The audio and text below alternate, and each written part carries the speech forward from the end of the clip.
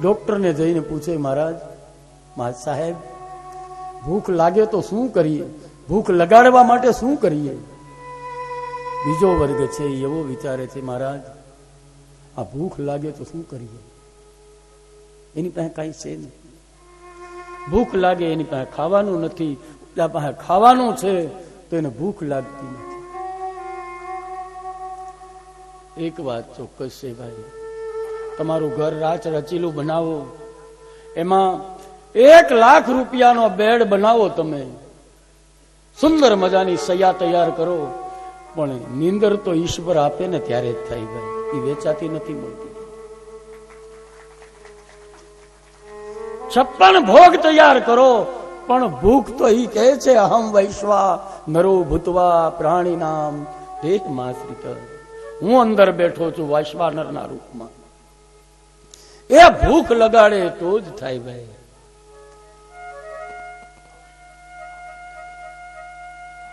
તો ભૂખ લાગે તો શું કરવું, અને ભૂખ લાગે એનું શું કરવું? આવા પ્રશ્ન નારદે જોયા. महाराज इसलिए हम दुखी हैं,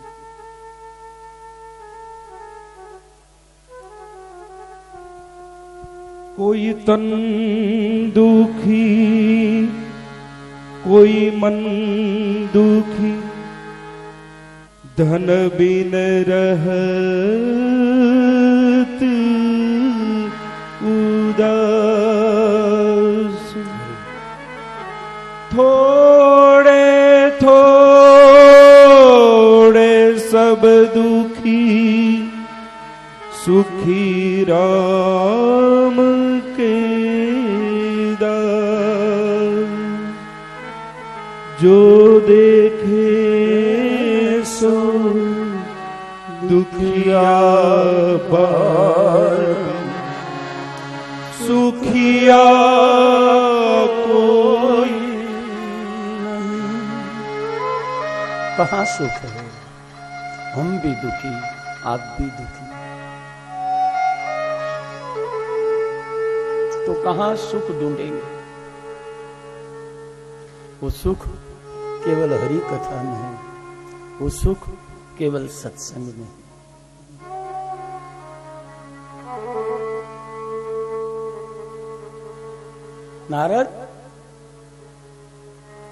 નારદ કહે છે સનત કુમારોની, મહારાજ આ બ્રહ્માંડના દરેક તીર્થમાં ગયો, હરિક્ષેત્રમ કુરુક્ષેત્રમ શ્રીરંગમ સેતુ બંધનમ એવમાદિષુ તીર્થેષુ બ્રહ્માણ ઇતસ્તતઃ. હરિક્ષેત્રમાં ગયો, કુરુક્ષેત્રમાં ગયો, શ્રીરંગમાં ગયો, સેતુ બંધમાં ગયો, ક્યાંય મેં ક્યાંય ધર્મ જોયો નહીં, ક્યાંય મારા મનને સંતોષ થાય એવું ક્યાંય મેં જોયું નહીં. પણ મહારાજ એક જગ્યાએ ગયો, યમુના તટમાં પણ યમુનાને કિનારે ગયો ને, વૃંદાવનમાં પહોંચ્યો, ત્યારે મારા મનને થોડી શાંતિ થઈ. યત્ર લીલા હરેર ભૂત, જય ભગવાનની લીલા સ્થળી, યમુનાનો કિનારો, વૃંદાવન, ત્યાં આવ્યો, મારા મનને થોડી શાંતિ નિર્માણ થઈ. ધન્યમ વૃંદાવનમ, ધન્ય છે વૃંદાવનને જ્યાં ભક્તિ નૃત્ય કરે છે. મહારાજ વૃંદાવનમાં આવ્યો ને, ત્યાં ભક્તિને મેં નૃત્ય કરતી જોઈ. એ વૃંદાવન, અને અત્યારે પણ ભાઈ વૃંદાવનમાં જાઓ ને, લોગ પાગલ હો જાતે હૈ. દંડવતી પરિક્રમા કરતા હો, એ રમણ રેતીમાં લોકો આવડતા હોય, 60 65 વર્ષના, એની આંખમાં આંખના ઝાડ હોય, અને લોકો એ રમણ રેતીને શ્રી રજને માથે ચડાવતા હોય. એવો પ્રભાવ બહુ પ્રભાવશાળી માટી છે એની. એનો પ્રભાવ હું તમને કહું, પોતાના મા બાપને કાવડમાં ખંભે લઈ અને યાત્રા કરવા નીકળેલો શ્રવણ એક એક પ્રાંતમાંથી પસાર થયો. જયારે વૃંદાવનની એ ધરાધામ, એમાં વૃંદાવનમાં જયારે પહોંચ્યો, ખોબો ભરીને આંધળા મા બાપે એમાંથી માટી લઈને પોતાની ગોદમાં રાખી દીધી, ખોળામાં. યાત્રા કરતો કરતો શ્રવણ જ્યારે મરુ પ્રદેશમાં પહોંચ્યો, જેવા મરુભૂમિ ઉપર પગ મૂક્યો ને ત્યારે શ્રવણને વિચાર આવ્યો કે ઓહો, આખી જિંદગી મારે આને ઢળવામાં જ જાય, કેટલો સમય ઢહડીશ આને. હું કાવડ ખંભેથી ધડ નીચે મૂકી હાથ જોડ્યા, થાકી ગયો. મારાથી બની એટલી સેવા કરી મેં, હવે મારાથી નહીં. તમે તમારે રસ્તે, હું મારે રસ્તે. આંધળા ડોહા ડોહીએ કહ્યું, બેટા ખેર અમારે ભગવાનને ભરોસે અમને છોડીને જતો રે બેટા, એક અમારું છેલ્લું કામ કરીને જા. એટલી સેવા તે કરીને તારી જેવો દીકરો ક્યાંથી મળે? આટલી યાત્રાઓ કરાવી તે અમને, એક ઈચ્છા છે, બોલે છેલ્લી ઈચ્છા અમારી પૂરી કર બેટા. જરૂર કરીશ બેટા. એટલી યાત્રા કરાવીને એક વિચાર છે કે એક વાર તને ચાંદલો કરી તારી પૂજા કરીને તને આશીર્વાદ આપી દઈ, અમારો દીકરો ખૂબ સુખી. ઠીક હે. આંધળા ડોહા ડોહીએ પોતાના ખોળામાં જે ગોકુળની રજની ખોબો ભરીને રાખેલી, એ ખોબો ભરીને રજ નીચે નાખી, પાણીથી લીપ્યું એને. એ રજની માથે પોતાના દીકરા શ્રવણને બેસાડ્યો અને જ્યાં ચાંદલો કરવા જાય વિચાર બદલ્યો શ્રવણ. શું કરી રહ્યો છું? મારા મા બાપ પાસે હું મારી પૂજા કરાવું છું. જે મા બાપને કાવડમાં બેસાડીને આટલી યાત્રા કરાવી એની પાસે હું મારી સેવા કરાવું? ઉભો થયો, ક્ષમા કરે પિતાજી, गलती हो गई मेरी. बोले क्या हुआ बेटा? बोले હું તમારી પાસે સેવા કરાવું છું, ચાલો બેસો કાવડમાં, હું યાત્રા કરાવીશ. પણ એક વાત કહી શ્રવણે મા બાપના ચરણમાં પગે લાગી. તો આટલી યાત્રા કર્યા પછી આવો વિચાર મને આવ્યો જ કેમ? ત્યારે એના મા બાપે કહ્યું, બેટા તું જે પ્રદેશમાં પહોંચ્યો છે ને એ ધરતીનો પ્રકોપ છે. આ મરુ પ્રદેશ છે બેટા. જેમ બને એમ આ સ્થાનને જલ્દી છોડી અને આપણે નીકળી જઈએ બહાર. આ કથા આવી સારી થાય છે એનું કારણ આ ભૂમિ, આ ધરતી, આ ધરા એ બંસીગર બાપુની છે. એ ધરાનો પ્રભાવ ક્યાંય જાય નહીં થાય. એક શ્રવણ જેવો મહાન મા બાપનો પૂજારી જોઈ મરુ પ્રદેશમાં જઈ અને મરુ પ્રદેશ એનો પ્રકોપ બતાવી શકતો હોય તો જે ધરતીની અંદર આ મહાત્માએ પોતાનું બલિદાન આપ્યું, પોતાની જીવન એ ભગવાન દુધનાથની સેવામાં સમર્પિત કર્યું, એ સેવાનો પ્રતાપ ક્યાંય જાય નહીં ભાઈ. એ પ્રતાપ એ ભૂમિકા.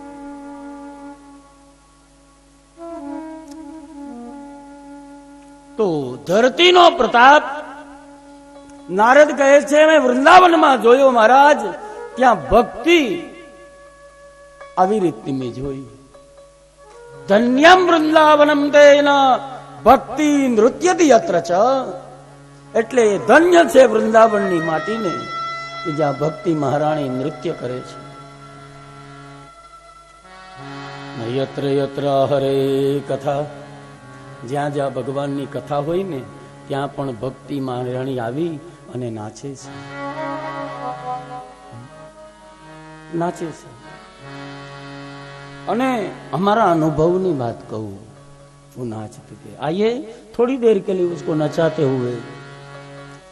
वल्लभ श्रीनाथ भजो राधे गोविंदा, वल्लभ श्रीनाथ भजो राधे गोविंदा, वल्लभ श्रीनाथ भजो राधे गोविंदा, वल्लभ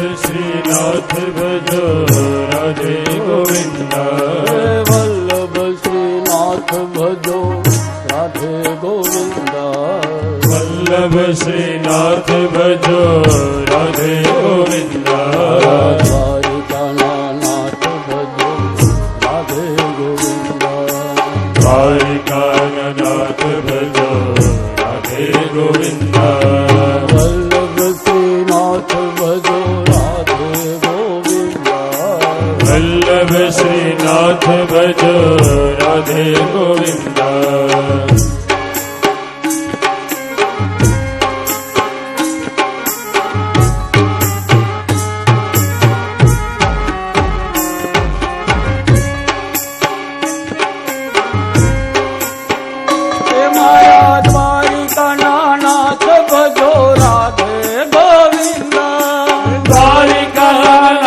ભજો રાધે ગોવિંદા ભદ્રી વિશાલ ભજો રાધે ગોવિંદા ભદ્રી વિશાલ ભજો રાધે ગોવિંદા કદાચ તમને આગળ આવવાની જગ્યા ન મળે અને તમારા હોય હરી જો હરખાતો હોય તો જ્યાં જગ્યા મળે ત્યાં ઉભા ઉભાય પણ ભક્તિને નચાવવી છે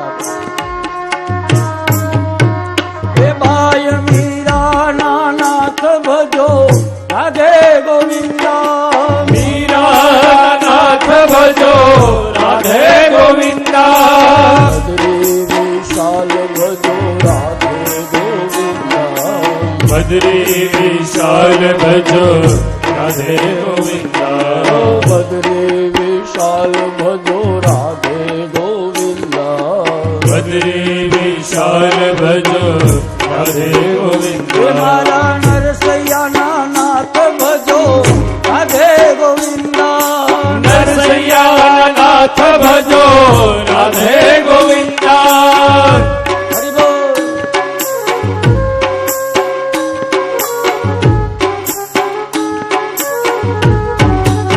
શ્રી રાધે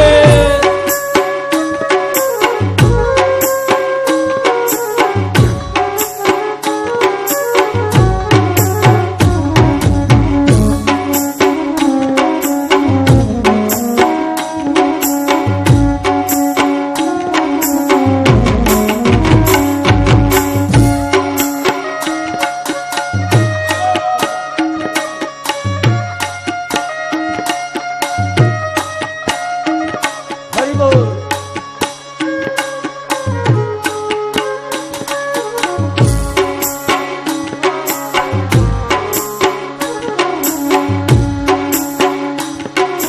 દ્વારિકાનો નાથ મારો રાજા રણ છોડ છે એને મને માયા લગાડી રે દ્વારિકાના નાથ મારા રાજા રણ છોડ છે એને મને માયા લગાડી રે દ્વારિકાનો નાથ મારો રાજા રણ છોડ છે એને મને માયા લગાડી રે દ્વારિકાનાથ મારા રાજા છોડ છે એને મને માયા લગાડી રે એને મને માયા લગાડી મારવાલા એને મને માયા લગાડી મારવાલા એને મને માયા લગાડી મારવાલા એને મને માયા લગાડી મારવાલા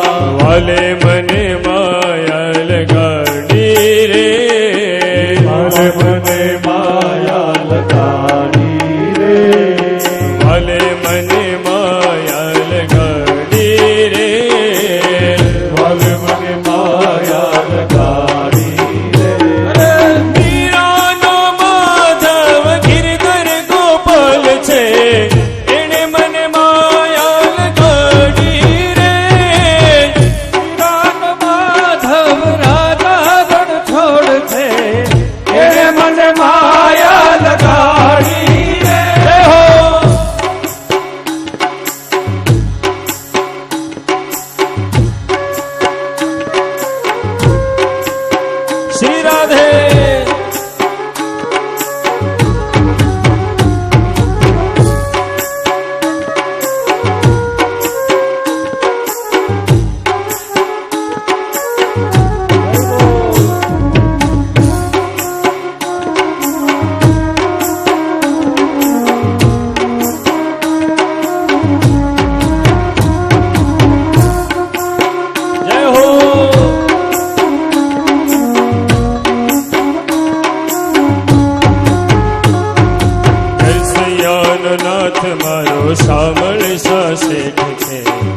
તમે મને માયા લગાડી રે નરસિયાનો નાથ મારો શ્યામળ સાથે છે એણે મને માયા લગાડી રે હીરાનો માધવ ગિરધર ગોપાલ છે તમે મને માયા લગાડી રે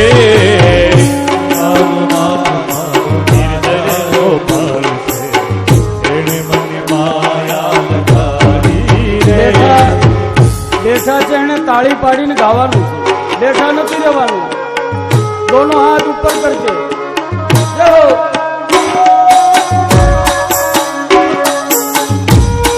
હરિ બોલ રાધે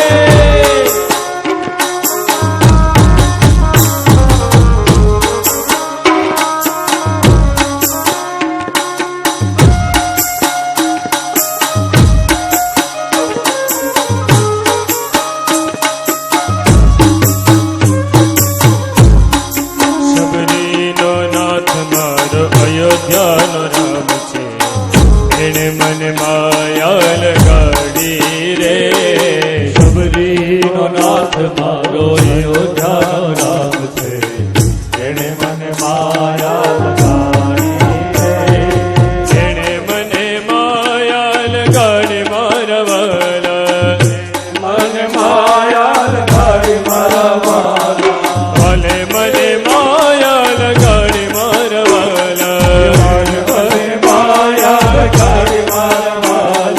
વાલે મને માયા લગાડી રે વાલે મને માયા લગાડી રે દ્વારિકાનો નાથ મારો રાજા રણ છોડ છે તમે મને માયા લગાડી રે દ્વારિકાનો નાથ મારો રાજા રણ છોડ છે એને મને માયા લગાડી રે હીરાનો માધવ ગિરધર ગોપાલ છે તમે મને માયા લગાડી રે હીરાનો નાથ મારો ગિરધર ગોપાલ છે એને મને માયા લગાડી રે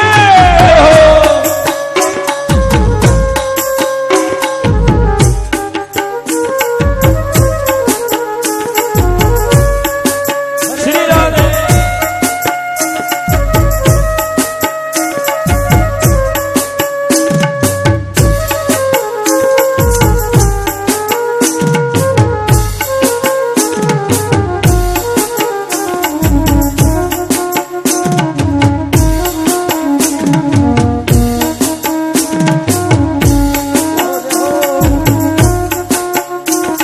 રાધે રાધે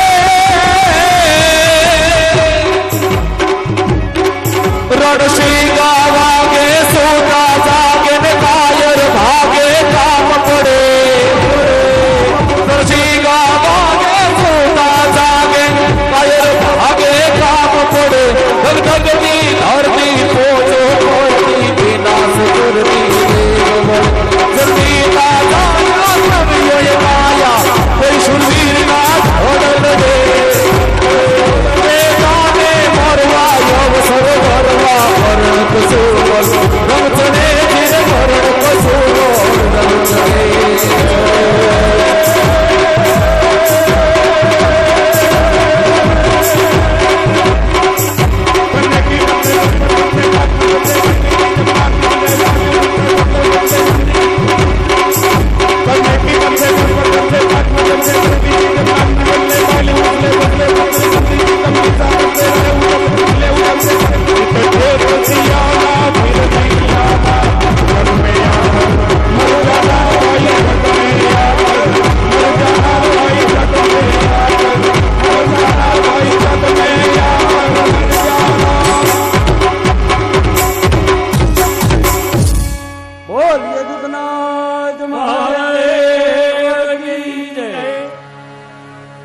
ધન્યમ વૃંદાવનમ તેન ભક્તિ નૃત્યતિ અત્ર છે. ધન્ય છે એ વૃંદાવનને ત્યાં ભક્તિ મહારાણી નિત્ય નાચે છે. ભાગવતમાં કથાનું આયોજન થવાનું થયું ને ત્યારે પૂછવામાં આવ્યું કે કથા કરવી ક્યાં, આ કથાનું આયોજન ક્યાં કરવું? તો સૂત પુરાણી મહારાજે કહ્યું કે કથા એ જગ્યાએ થાય કે જ્યાં વેરી જીવો વેરની વાસનાને ભૂલી જાય. મારે કચ્છમાં એક કથા હતી, આવી કથા હું કરતો હતો ને, એટલે કથા કરી ગયા પછી એકાદ બે ભાઈઓ આવ્યા ઉતારે. મને કે શાસ્ત્રીજી તમે જે કથાની વાત કરતા હતા ને સાચી છે. હું શું થયું?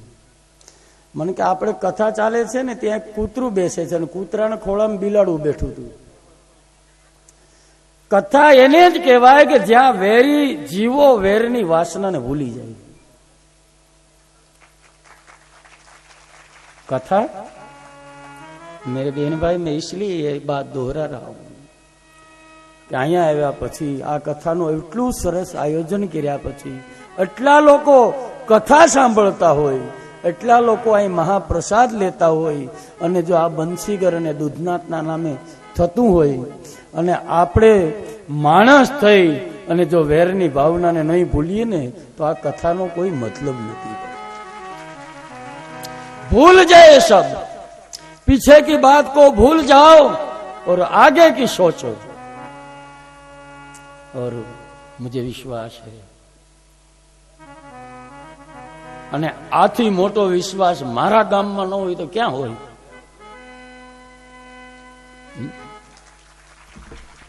આવો વિશ્વાસ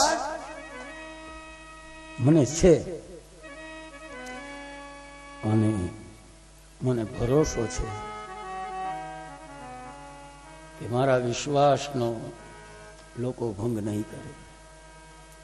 ખેર આઈએ ભક્તિ મહારાણી અને નારદના સમાગમ તરફ આગળ ચાલ્યા.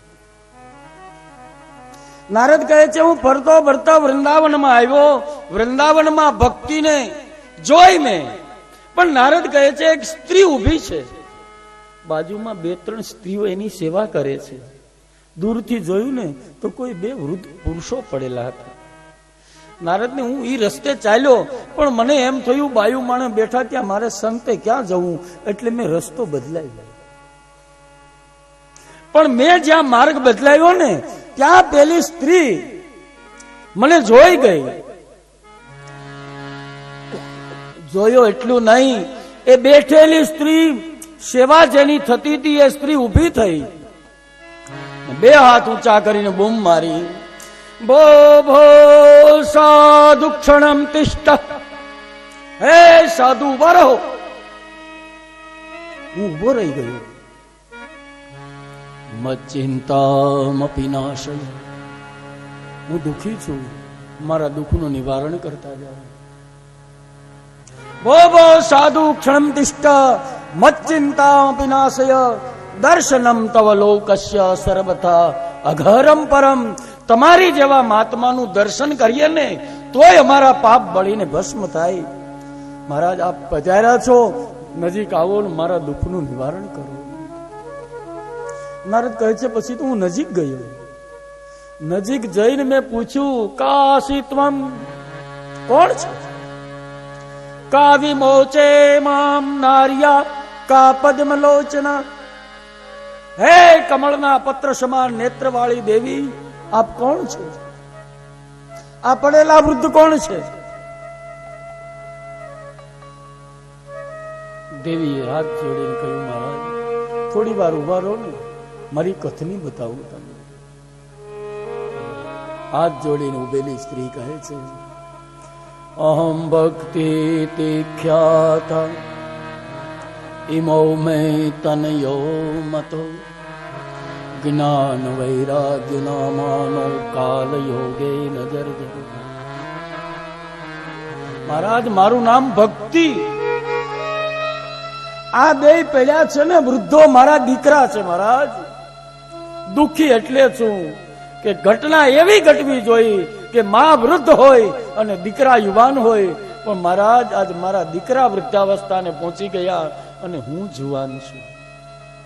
મારા દીકરાને દુઃખે દુઃખી છે. મારા દીકરા સુખી થાય એવું કઈક કરો. અરે ભક્તિ, તને તો મુક્તિ નામની દાસી આપી છે. આ ગંગા ઇત્યાદિ તીર્થો તારી સેવામાં છે. તથાપિ ન તમે શ્રેય. ભક્તિ કે છતાંય મારું કલ્યાણ નથી. કારણ કે મારા અને માં વધારે દુઃખી હોય ને તો પોતાના દીકરાને દુખે.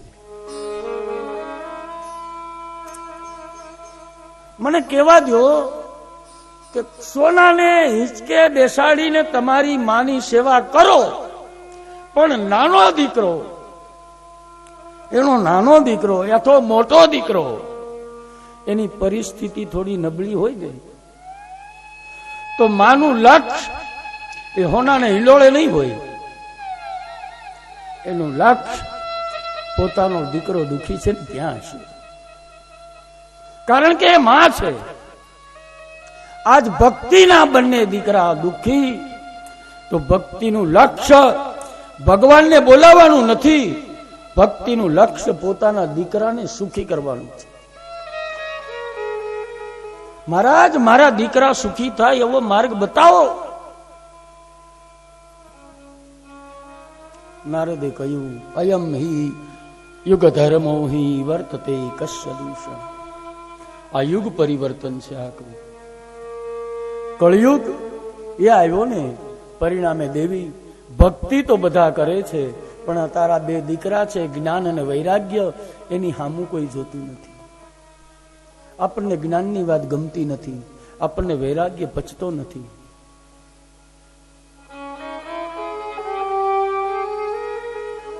અને આપણા વૈરાગ્ય છે ને બધા ક્ષણિક વૈરાગ્ય છે મેરે બેનભાઈ. શાસ્ત્રમાં અમુક વૈરાગ્યને ક્ષણિક વૈરાગ્ય કયા છે.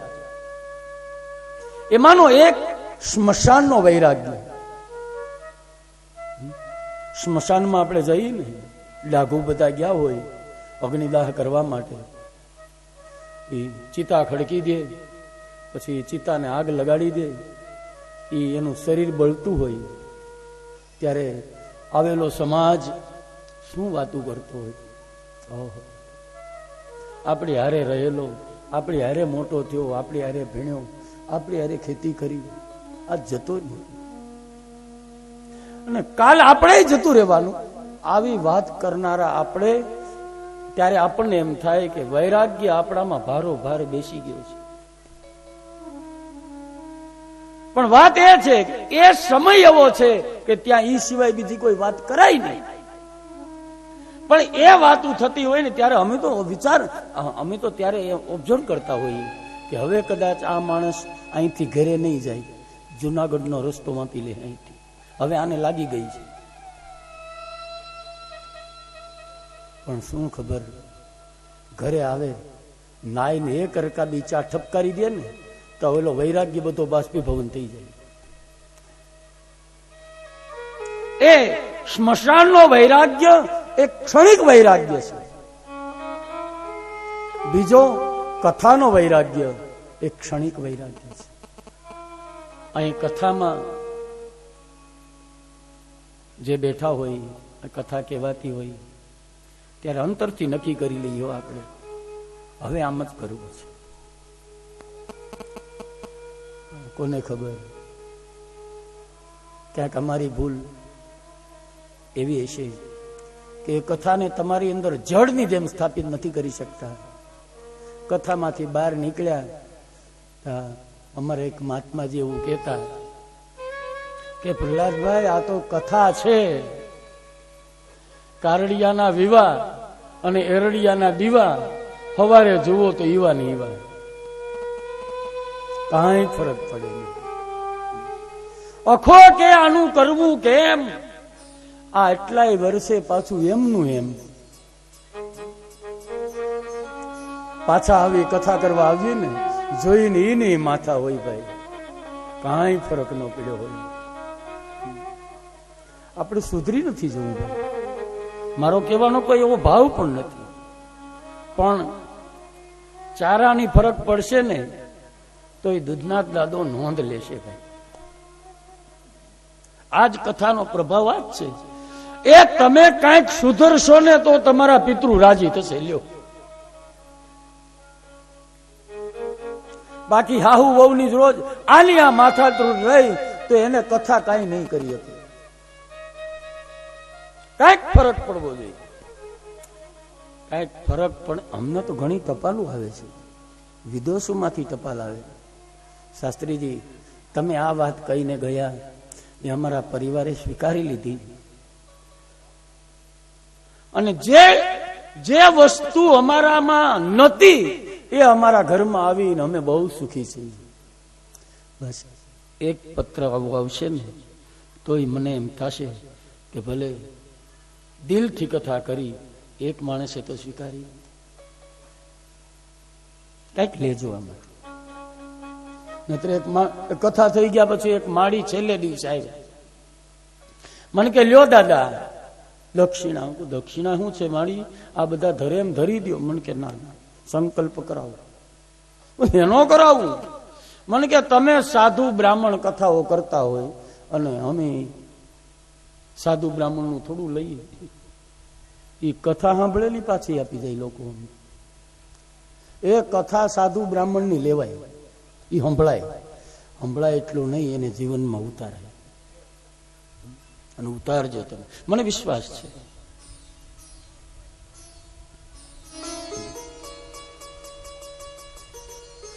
મહારાજ મારા દીકરાને દુખે દુખી છું.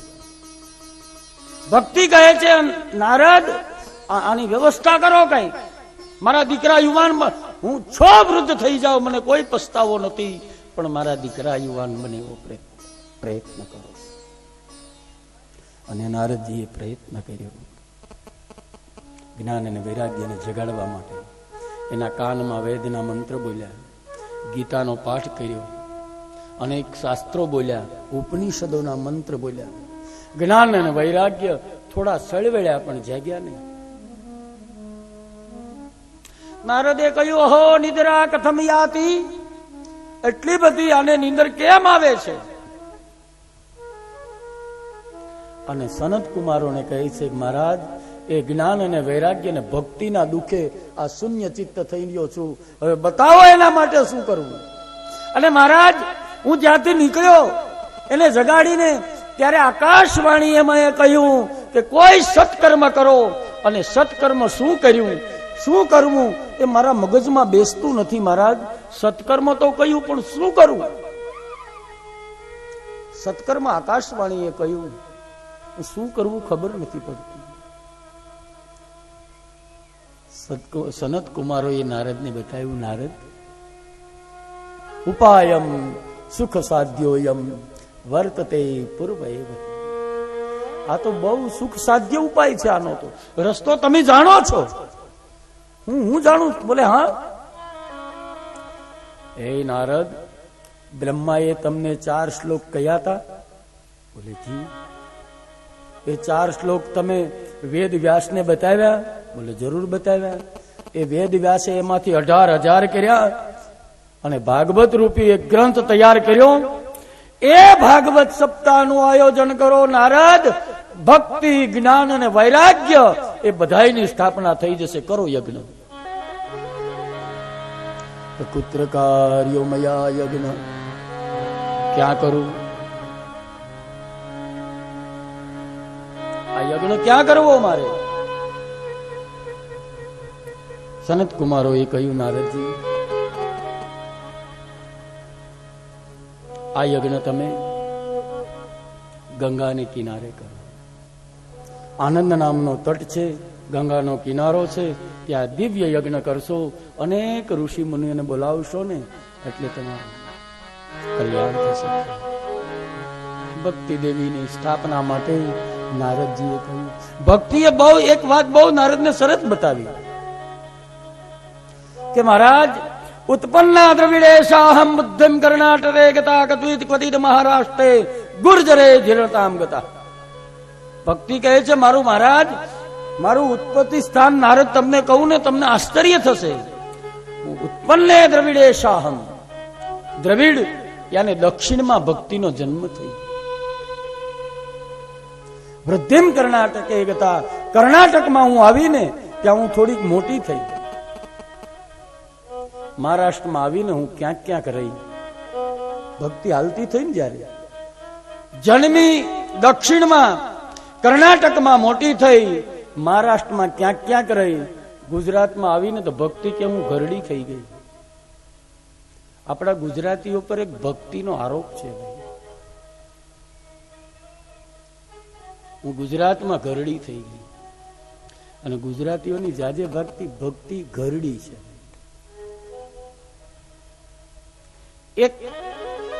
એક ગુજરાતનો વીક પોઈન્ટ કહું અને એક ગુજરાતનો મેન પોઈન્ટ કહું. ભક્તિએ આરોપ આપણી ઉપર મૂક્યો કે હું ગુજરાતમાં આવીને ઘરડી થઈ ગઈ. તો એક મહાત્માએ કહ્યું ગુજરાતીની ભક્તિ ઘરડી એટલે ભક્તિ ઘરડી થઈ ગઈ. આપણે ઘણી આ બહેનો છે ને અહીં ભાગવતને કપડું ઓઢાડવા આવે. અહીં ગામડામાં તો બાપુ દરજી આવે સીવવા માટે ઘરે. પછી ઓલા 3 ખૂણિયાળો એક કપડાનો ટુકડો વિધ્યો હોય ને તે હાહુ વહુ ને કઈ નાખી દેતી નહીં. હમણાં દૂધના કથા છે ને તે ભાગવત ને ઓઢાડવા થાય. આ આપણી ઘરડી ભક્તિ છે. ક્યાંય નો હાલે એ આપણે ભાગવત ને આપી, ભગવાન ને આપી. આ ઘરડી ભક્તિ.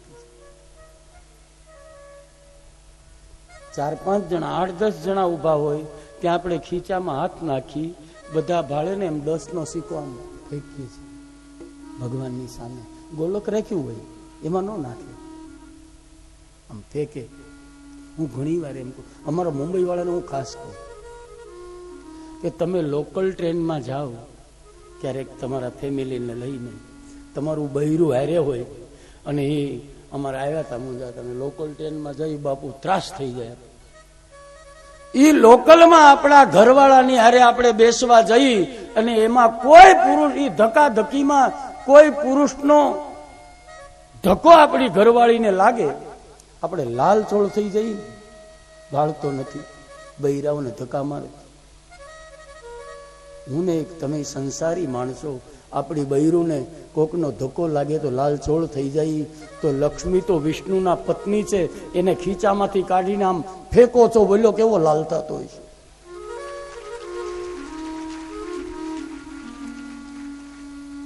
હું કરું આ કાચમાં જડી દીધો છે, નતર એક પાટું મારું તમે. પણ બેટા કાંઈ નહીં, ઉપર આવ્યું ને પછી હિસાબ આપણે સમજી લેવું જોઈએ. ફેંકીએ મત, એને ધરવાના છે, એને ફેંકવાના નથી. અને ફેંકશો ને ઓલો 84 લાખ યોનીમાં ફેંકશે એવો 84 લાખમાં ભટકી ભટકીને થાકી જશો. તો મત ફેંકો, ધરો ગોલકમાં નાખો. અને અહીં બધાએ ધર્યા છે આ આશિયાનો મોટો છે ને એ ધેર્યાનું પરિણામ છે, ફેંક્યાનું પરિણામ નથી.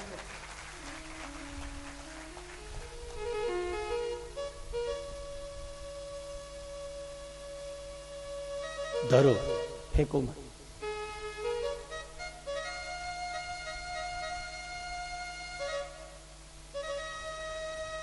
ગુર્જરે જીર્ણતામ ગતા. ગુજરાતમાં ભક્તિ આપણી ઘરડી એટલા માટે કે આપણે આવું કરીએ છીએ. और एक महात्मा ने कहा नहीं ऐसा नहीं है.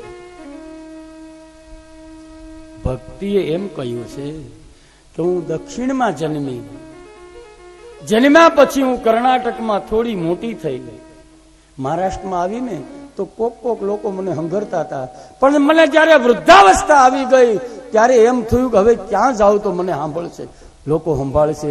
હાલ ગુજરાતમાં વહી જાઓ, ગુજરાતમાં જઈશ ને ત્યાં લોકો મને, અને ગુજરાતી જ ઘરડાની સેવા કરે. તમે જુઓ, અમે તો વિશ્વને ફરેલા માણસો છીએ, દુનિયાને ફરેલા. સૌથી વધારેમાં વધારે બીજા પ્રાંતોમાં વૃદ્ધાશ્રમ છે, એની તુલનામાં સૌથી ઓછા વૃદ્ધાશ્રમ આપણા ગુજરાતમાં છે.